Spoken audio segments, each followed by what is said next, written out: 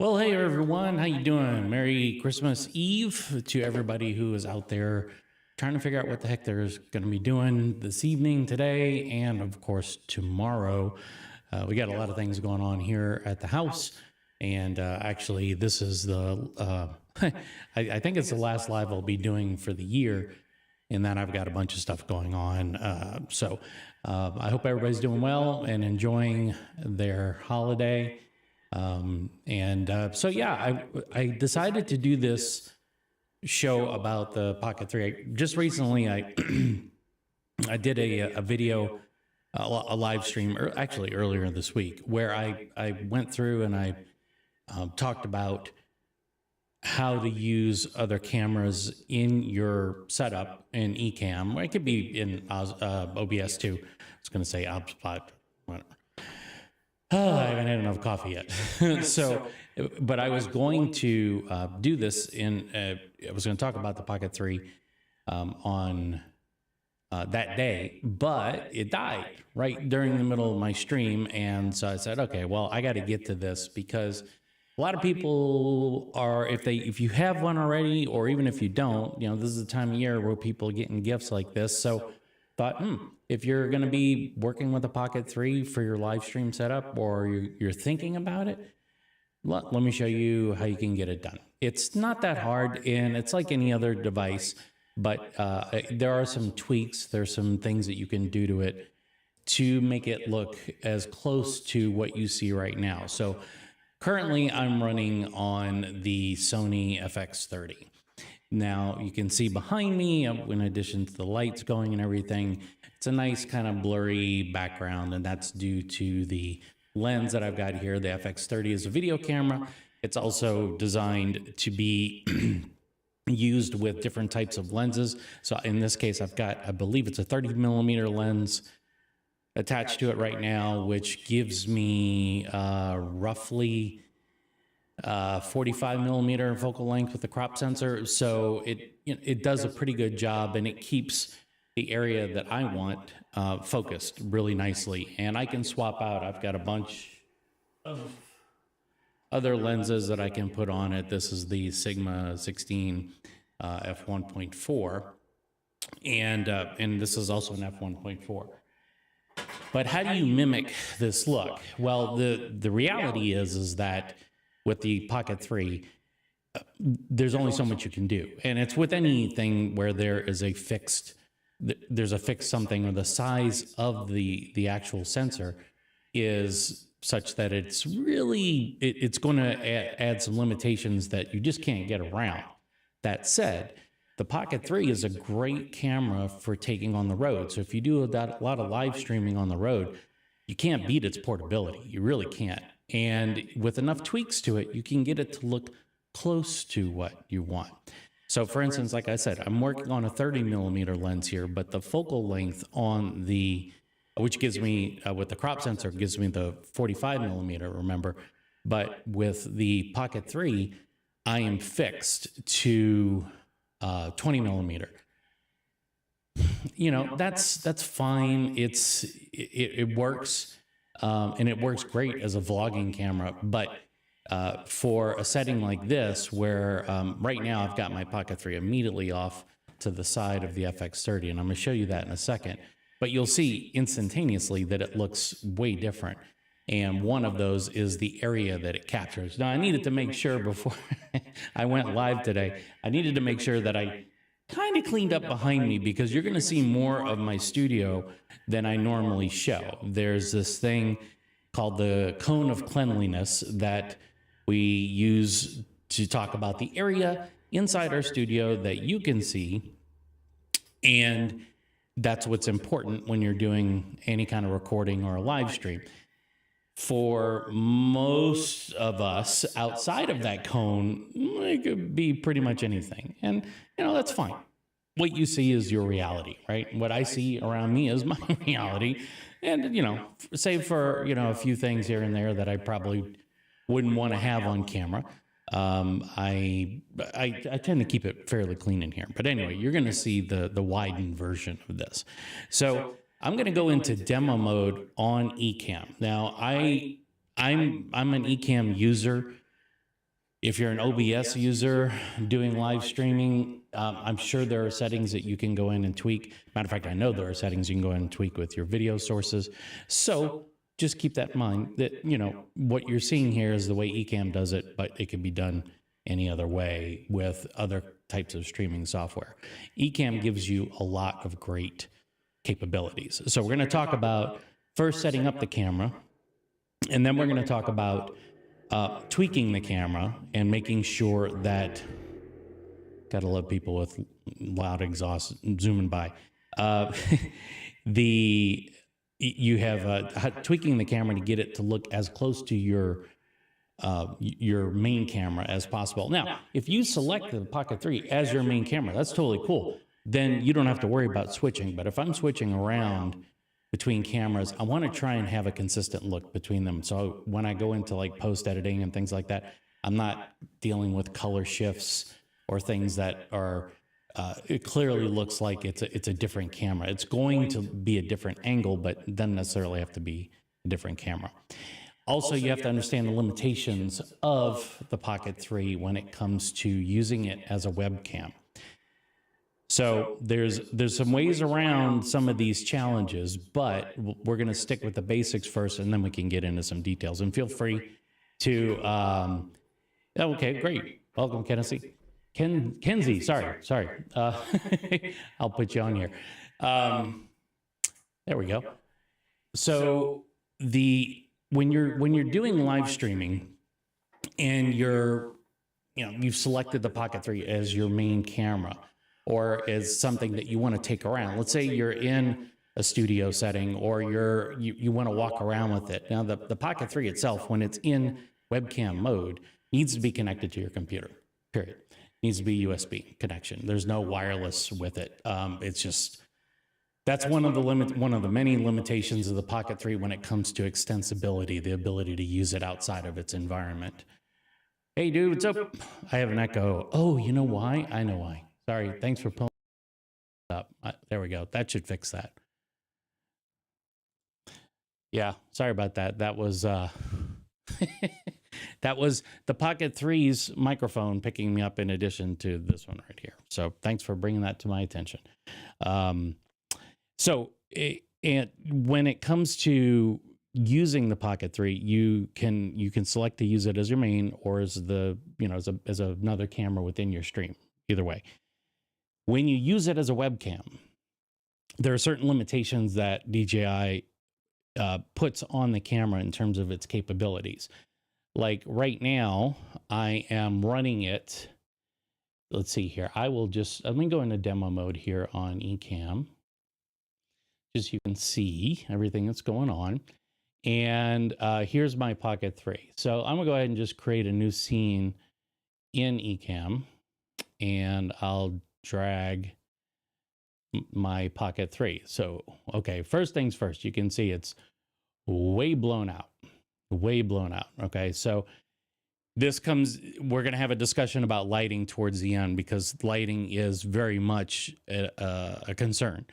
You can also see a much wider space now around me, right? So this is now mostly my area of cleanliness. I picked up most of my stuff, so that's good. But you can see my hair light up above there, and then the studio lighting and whatnot. Normally, I wouldn't use something like this, and I'm going to show you how to get around these things with the Pocket 3. You can see, if we look here, I'm going to go into Cursor Pro. You can see here it's streaming at 4K, and it's at 30 frames a second. So the Pocket 3 does stream at 4K, which is great, but I got to remember to look at the right lens. But, at the same time, you're also limited to some extent by what it can do when it's streaming in this mode.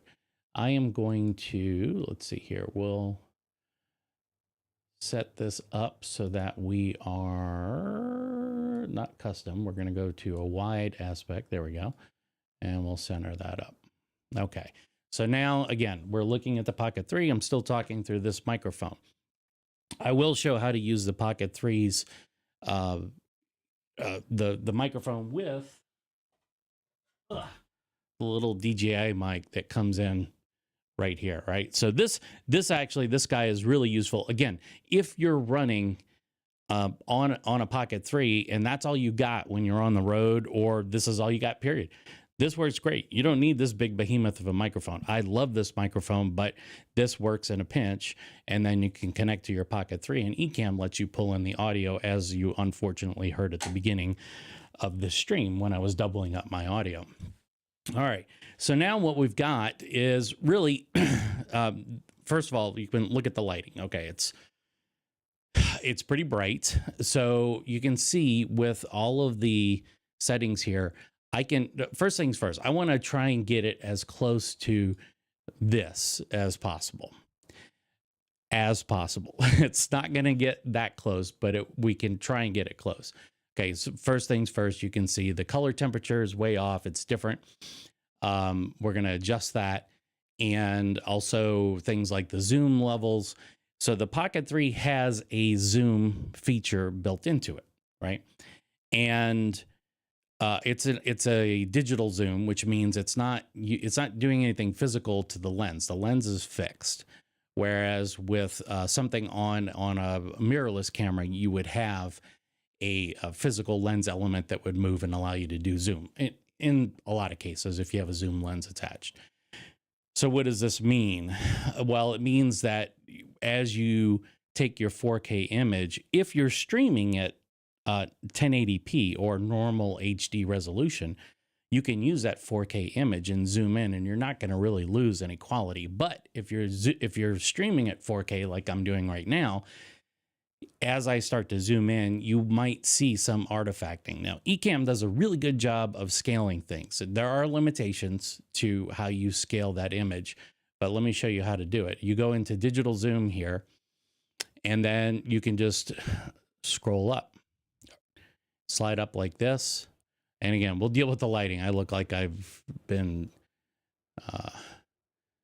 outside in the Pacific Northwest for too long, but you can see here, I can get pretty close, right? And then I can grab the zoomed window here and pick my positioning, right? So you can see it doesn't look terrible. I mean, well, the lighting's terrible, but everything else, you know, the image quality, the sharpness of it is actually, it's pretty decent. It's up, activate LA. So yeah, see, so, okay, so the Invisible Redneck made a comment here. Let's bring you back up. Yeah, right now, this is the Pocket 3, and that's what I'm streaming on. Now, this is the FX30, and you can see instantly there's a difference, right? The color temperature is correct, but I haven't made any adjustments to the Pocket 3 other than plugging it in, turning it on, and feeding it in. So that's you know, it still doesn't look that bad, right? And again, it's hard to see, but I've got 1, 2, 3, 4 screens that I have to figure out which one I should be looking at. And right now I'm supposed to be looking at the Pocket 3. So forgive me if I'm looking off the screen. It's not that I don't want to look at you. It's just that I'm looking in the wrong spot. Just force of habit. I usually look into my teleprompter. So we'll go ahead, and we made some changes here. So now let's go ahead and mess around with some of the picture settings. For instance, the brightness. I can drag that brightness down, right? And then I can also drag the gamma up a little bit. So what that's going to do is it's going to increase that black point a bit. And so this it's more like with gamma, it's almost like you're adjusting the contrast of the image. And then saturation, I think we're nice and saturated here, but the color temperature I might want to mess with. So I can make it a little bit warmer, right? I can go super cool, which I don't want to do, or I can take it and go way warm, which I don't want to do as well. So we're going to run it about right there. Now, I can tint this if I need to. If you're using LED lighting, like I am here in the studio, there will be a shift sometimes. The older the lights get, towards green or towards magenta. It depends on the light. Usually it's towards green, but you can offset that by dialing in the tint here. You can, most lights allow you to actually have the ability to adjust the green or magenta settings within the lights control. And that's the next step we're going to get to here, because these lights are way bright for what I'm trying to do. And there's a reason why this image that you see on the screen right now looks different from this one. There's a couple of settings. First of all, the exposure settings on the cameras, right? So right now I'm running my FX30, the one I'm talking to you on right now. I'm running this at 800 ISO or ISO, depending upon who you are and how you like to pronounce it. And I've also, believe it or not, I have what's called an ND filter. I have one. So let me show you this. An ND filter, you can buy Pocket 3 ND filters, which I have somewhere around here. I know I've got them around. Yeah, they're right there. But you can see what it looks like here. I'm going to try and cover my eyes so it focuses on this. You can see how it tints the image? This is like sunglasses, right? So why would you use this? Why would you put sunglasses on inside your studio? There are a number of reasons for doing this, but it gives you a little bit more control over your lights. Like right now, I'm running both my key light and my fill light about half to 1/3. So my key light is that, and my fill light is a little bit brighter, but my fill light is also a big honking behemoth 3-foot diameter light with the softbox. So you can see as I make adjustments here, you see, even with the FX30, I can blow out that image. I can overexpose. So you know, right here on my forehead, you know, that when you start to see that, you know that you've got the lighting's too strong. So I can run these lights a little bit brighter and then put the ND filter on there. And that allows me to, basically have it so that we can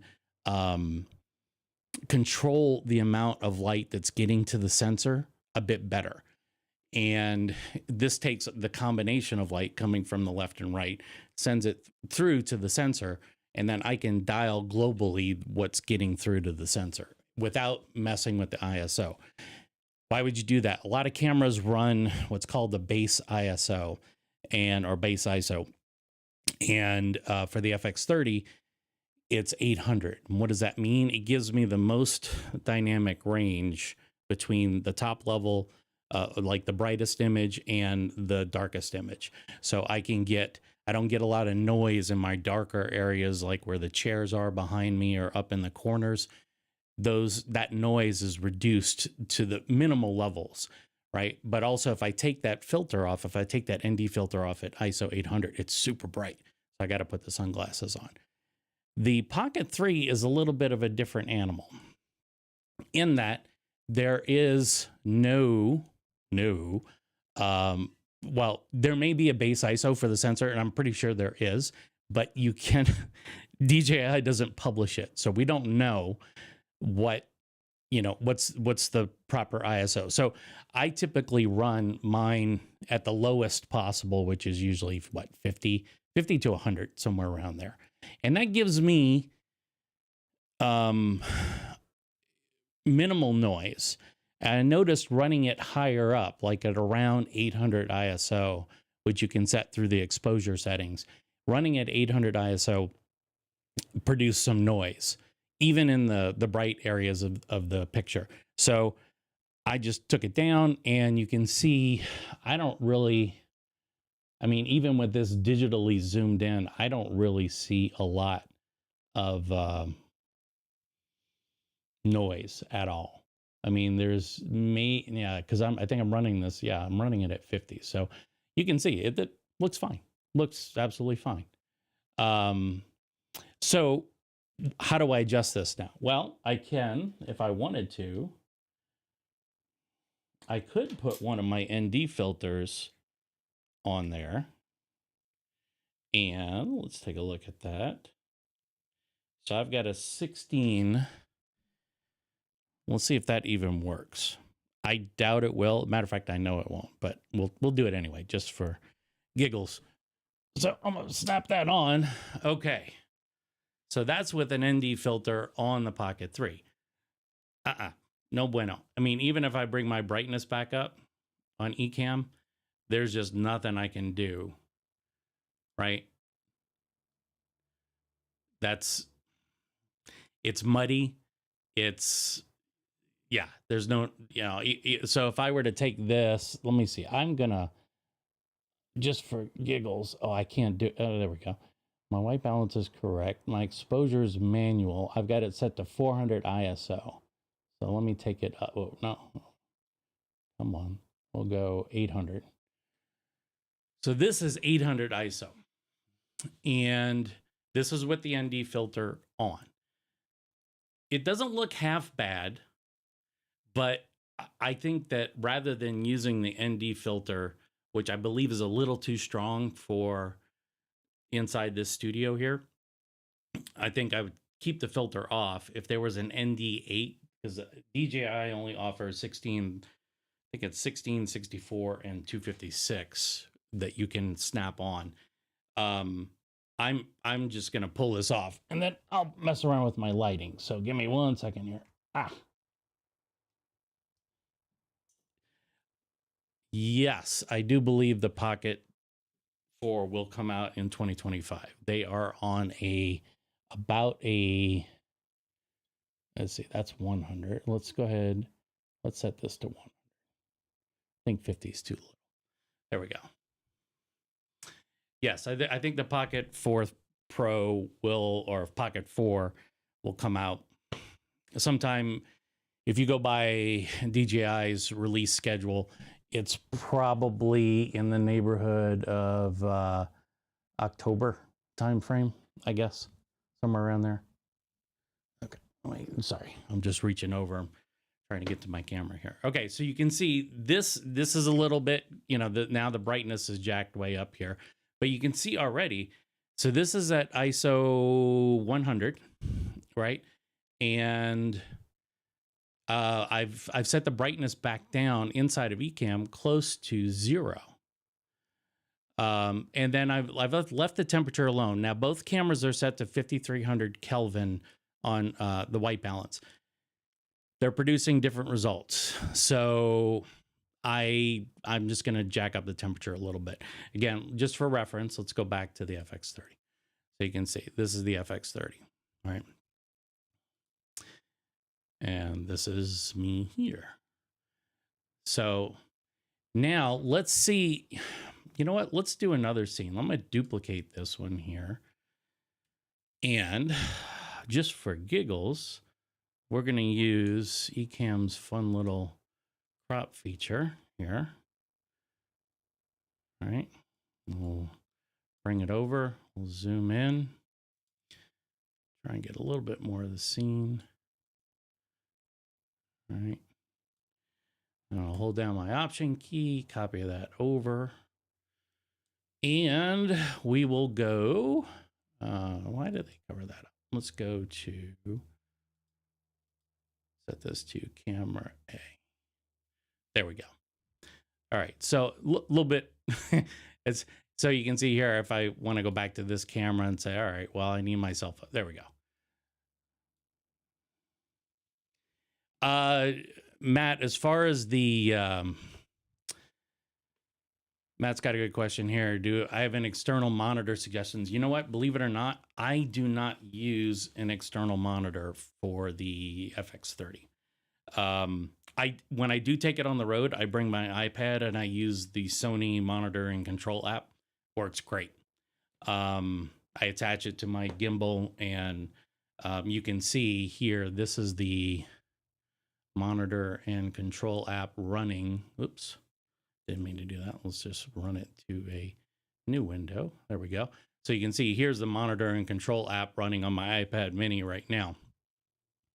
And this allows me to go in, for instance, if I want to go back to Iris here, So if I want to see what my settings are for my zebras, you can see that you can see this is how I adjust my exposure, gang, by the way. You can do this.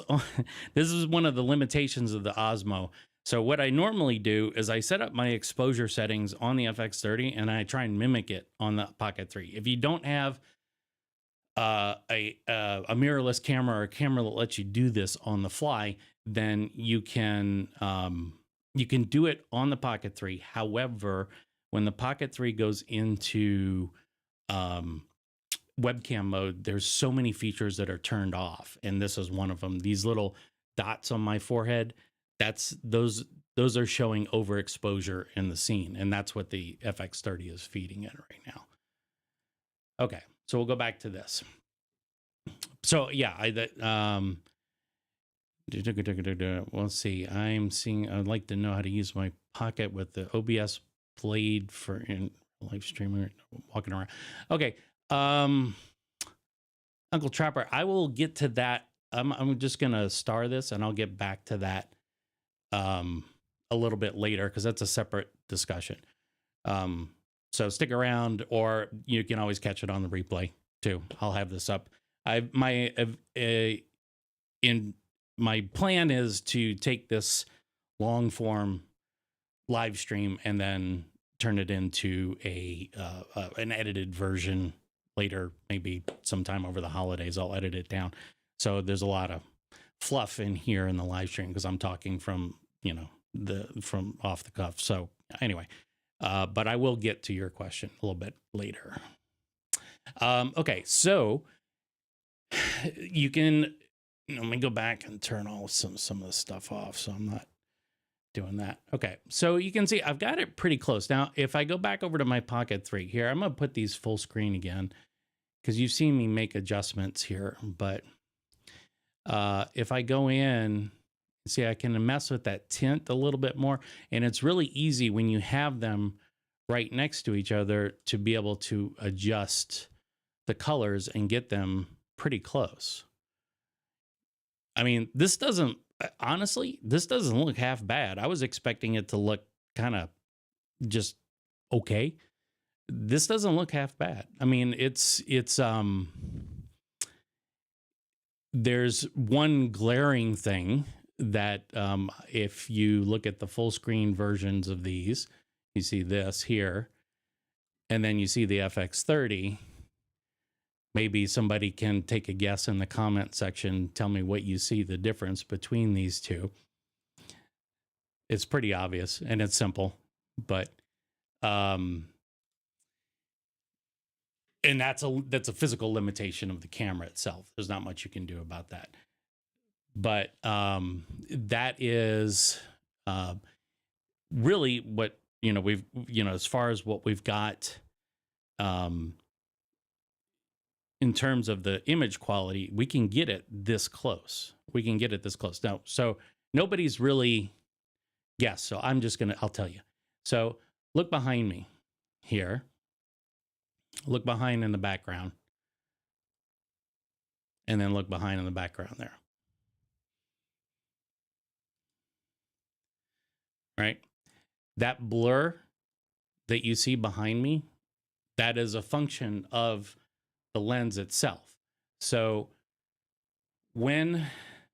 because the Pocket 3 has a fixed aperture on its lens, you cannot adjust the depth of field that the camera sees. This is just a limitation of these cameras. And it's the same thing that goes for, like your iPhone or whatever phone you have. These apertures. Now, I saw some rumors actually this morning online that I think the iPhone 17 Pro or maybe the 18 will have a variable aperture, but these sensors are so friggin' tiny on here. I don't know if it's going to make that much of a difference. That said, you can get it kind of close, but you're not going to get it exactly perfectly, right? So there's lots of ways to tackle this, but normally I would just say leave it. You know what? Just leave it. Or what you could do is you could take a picture of your background, or put a background image and then use a green screen and then blur out the green screen. I hate. And I know some of you use it, and that's fine. I'm not calling you out for using it, but I hate these faux blurred backgrounds that people use, like in Zoom and things like that, because they're all done on the fly. They're all computational, and therefore they're subject to all kinds of errors. Like, you can see this microphone is pretty much in focus, right? But as soon as I as soon as I get any kind of the way that it figures out the depth plane on that software, sometimes this will be blurry, and then it's blurry against my skin. It just looks wonky. Or if you have nice hair, like long hair, which I don't, but if you had long hair and you could see through, maybe you got curls or something like that, inside the curl will be totally in focus, and then outside will be out of focus, and it just looks silly. So what I recommend you doing is that what you can do, especially inside Ecamm, I'm sure OBS does this too, but you can take a picture. So I would get out of the frame, take a picture of using even if you're using your Pocket 3 camera, I would take a picture, then bring it into some app and just blur it. Just blur it a little bit. That's all you got to do. Or in Ecamm, for instance, if I had a green screen set up, and I don't have it right now, let me go back into demo mode. But you can see in Ecamm, there's a green screen section for the cameras, right? So if I were to turn that on, that green screen on, which it won't do anything right now, I can select an image to put in that background. So I just take the image that I took, the picture that I took, use it as my background, have a green screen up, and now I have a blurry background that is, it's based on the green rather than some computer trying to do the math in real time. It just, if it sees green, it sees through to the back image. If it doesn't see green, which would obviously be a bad choice today, but if it doesn't see green, then it's opaque. It's that simple. And that makes it way easier to do, blurring effects. And then I would say that probably the best thing to do is take that picture, pull it into Photoshop or Affinity Photo, or I'm sure even Canva, and you could do your depth there by blurring it up. You can also, I know that OBS does have a blur filter that you can put on there too. You could do that in Ecamm as well with the blur setting. So the thing is, when you turn on the blur background, you've got a slider here, and it works. It works fine. I wish I had a green screen set up. I didn't bring that, or I did bring it. It's in my studio. I just didn't set it up. So we'll do that another time. Actually, I do have a green screen tutorial on this YouTube channel. So take a look at that and you can see how I did it. But it works. It works great. And that to me is way better. So if you want to fake the depth of field, the depth perception, you can do that even if you have a Pocket 3. So you could just as easily go to this scene, for instance. And what it allows you to do is that if you have green all the way back here, right, all across the back, then you can zoom, you could scale this up so that people wouldn't even see like that light that's the side here, that light right there. You wouldn't see that. And you could get it exactly, that image looking exactly like you wanted it to. And then your background would be perfect. Absolutely perfect. So something to think about. Green screens. I know a lot of people have hangups about green screens, and that's fine. You don't have to use it. It's just an alternative. I would highly recommend looking into one. Elgato makes a pretty nice retractable green screen. That's the one I have here. They've also got one that you can mount on your ceiling and then pull down. They make an XL version that's nice and wide. So if you have a wide aspect ratio, kind of like what I've got going on here, it would cover up everything. So it's definitely something to think about as far as getting that image quality going. But you can see here, just through some minor tweaks, you can get the Pocket 3 to look pretty darn close to this guy. Pretty close. So if you haven't invested in a Pocket 3, definitely it is a great alternative. I believe it's infinitely better than this, and there's a reason for that. This is, well, first and foremost, it's a phone, right? So what happens when you're doing your live stream and somebody calls you? Yeah, live stream cuts out. Or, you know, your screen goes all wonky and then you can't see anything you're doing. That's the first thing. And then the second thing is, you know, honestly, the Pocket 3 with the gimbal, yeah, and the way that you can pan and tilt that camera and do all kinds of things, and the fact that it's portable and you can just take that with you and you can talk to it, and you know, you can vlog, and then you can set it on, you know, a tripod like what I got it sitting on right now, and then, you know, use it in this setting. It's pretty versatile, and it's pretty cheap, you know, relatively speaking. My FX30 with all the lenses is easily over $2,000. This Pocket 3, with the way that it's, you know, basically set up, I've got the NDI filter, or the ND filters, plus the camera and the extended battery. I basically got the creator kit without getting the creator kit, buying it specifically. What, you're in for what, $700? Something like that, 700, 750. So plus that comes with the microphone, right? So the, you know, we were talking about this. I got the white one. I like the, I don't know. I have the original DJI mic. So as we were talking about before, I'm going to turn this mic on. Okay, that is on, and my Pocket 3 should recognize it. It does. Test, test, test. Okay, I've got audio levels in here. So now what I'm going to do, I'm going to go into Ecamm here. I'm going to mute.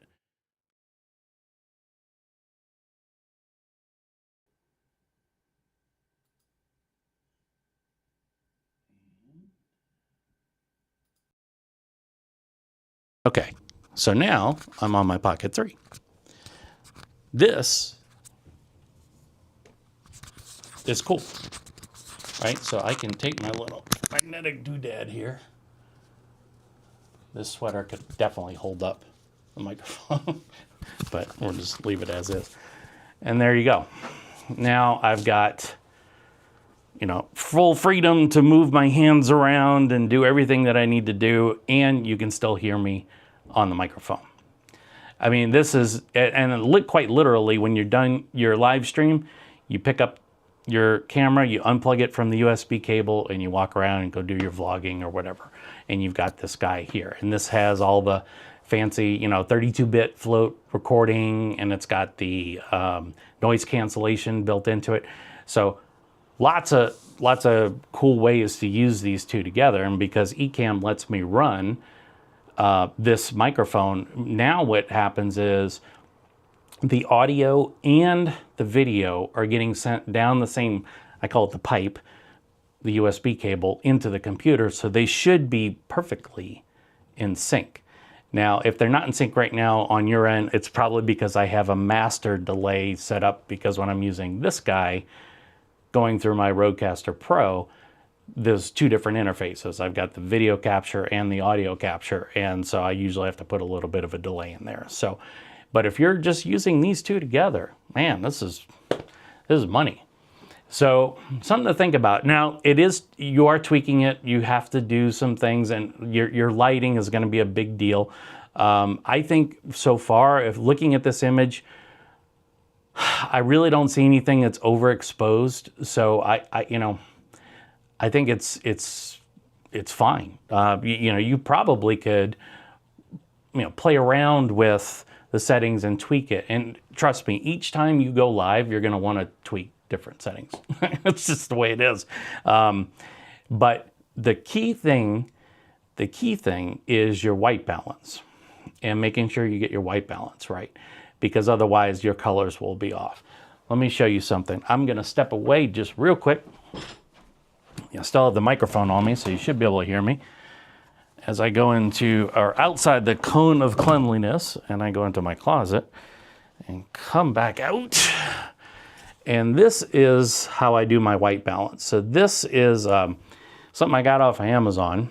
It's called a gray card, for obvious reasons. It's gray. You can aim your Pocket 3 at this, right? And then you set the white balance to automatic, and it reads this part here. So make sure that's centered on the frame, and then you set your white balance to manual, and it'll fix that setting for you. So you know, let me repeat that just in case you haven't done it before. For white balance, what you want to do, get all your lights set up correctly, all your lighting where you want it to be in the intensity you want it to be. And then one of the final steps you're going to do is you're going to take this card, you're going to hold it up, go into the white balance setting. This is in your pro settings on the Pocket 3. Go into your white balance, set it to automatic, and then hold this guy up. Once it reads that level, it'll tell you the number, whatever that Kelvin is. It'll tell you that number. Then just set it to manual, and then it won't change. You don't want your white balance shifting, you know, warm or cool during your live stream, regardless of what's happening in your scene, because if you're doing any kind of post editing or color correction or anything like that, you just don't want your camera shifting during the course of your live stream. You have your color set up for a reason, and if it starts shifting based on, let's say you have another person come in the scene and they've got a slightly different skin tone or something like that, just keep it all the same, and then you can adjust that in post if you need to. Speaking of which, there's one final way to do this, but it's not as interactive, and that is when you go to live stream, what you're actually doing is you're playing back a recording from your Pocket 3. So what you would do is you would go into your Pocket 3, record whatever it is, whatever content you want to create, just like you would record on any other camera or on your iPhone or something like that. Record it. Get all your video right. Get all your color and lighting, make all your adjustments either in post editing, or you can simply play back a file inside of Ecamm. And what's cool about that, and I've done this before, it's kind of cheating, but it's okay to do it, is that if I'm sick, or if my voice is crackly, or if I've got, you know, stuffed up nose or whatever, coughing, you know, all those things, what I'll do is I'll pre-record the show, and then I will set it to play inside of Ecamm, and that still gives me the ability to chat with you guys when the video's playing back. So it's kind of live, kind of not live. It's a lot like YouTube's Premiere function, but let's say you don't want to use the Premiere function. I'm not a big fan of it, but what's cool about this is you play back the video that you've already recorded, and if you're so fancy with it, you can edit that video prior to and then just play back the video. But if people are asking questions, you can still respond to them using the chat box inside of YouTube. So it's still real time. It's just that your recording is, you know, basically fixed. It's not going to change. And that gives you the ability to kind of dial things up a little bit better, because there's so many settings that the Pocket 3, like being able to set up my my exposure settings and preview in zebras, like the Mimo app that comes on the iPhone. That Mimo app, that's weird. That Mimo app won't work when you're in webcam mode, which sucks. It's because you can't really, at that point there's no way to, you can't move the camera. You have to reach over like I did before. It's a pain in the butt. So, but yeah, you can't see your zebras. You can't adjust really any of the functionality. It says it's in webcam mode, so you get what you get. So that's why having Ecamm around is good, or OBS around is good, because you can make those settings on the fly. So the camera just sends its raw feed into your software, and inside the software, you make your adjustments in real time. Okay, so I did want to get back. Feel free to ask questions. I'm trying to keep this to around 45 to 50 minutes. So let's see, Uncle Trevor. Okay, so yeah. Okay, I don't know what OBS Blade is. Maybe you can help me out with that a little bit. I'm sorry, I don't know OBS all that well. But I will say this much about the Pocket 3 and live streaming on the fly. It sucks.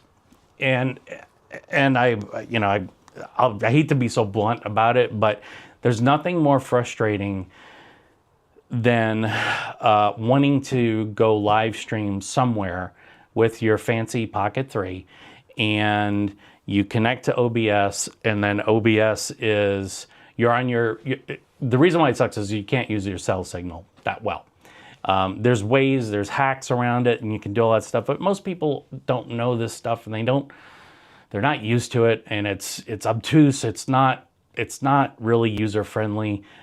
Their streaming settings are, within the Mimo app are they're just not that great. I wish there was a better solution for that. But the thing is also the camera itself, you can't, like with the iPhone, you can use the continuity camera, right? Which allows you to take your iPhone and move it around and, walk places with it. You can't do that with the Pocket 3 because it has to be tethered to your computer and in webcam mode to work as a webcam. So you can stream live from your Pocket 3 if you have a Wi-Fi signal. But if you're on your cell phone network, at least as far as I've seen so far, you're kind of stuck. And that's unfortunate, but that's just the way it goes. I would love to have the ability to take a nice camera like the Pocket 3 and be able to stream anywhere. I mean, if you can do a FaceTime call, or you can do a YouTube stream from the YouTube app on your iPhone, or I'm sure Android does it too. Why can't the Pocket 3? You can't. There's no excuse. Even if it drops down to 1080p, I just don't understand why they don't make that possible. So DJI, they make some great hardware. Their software always seems to take a minute to catch up. And by minute, I mean like a year.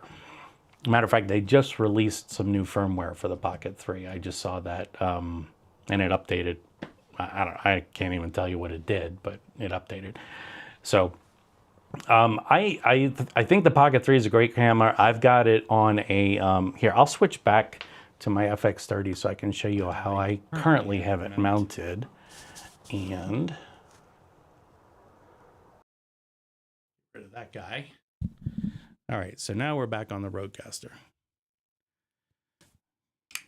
All right, and I'm gonna put this on full screen here. Okay, give me 1 second.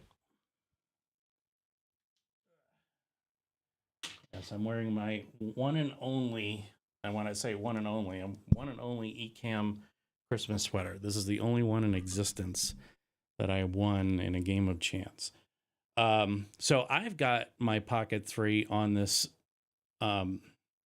It's a Z-axis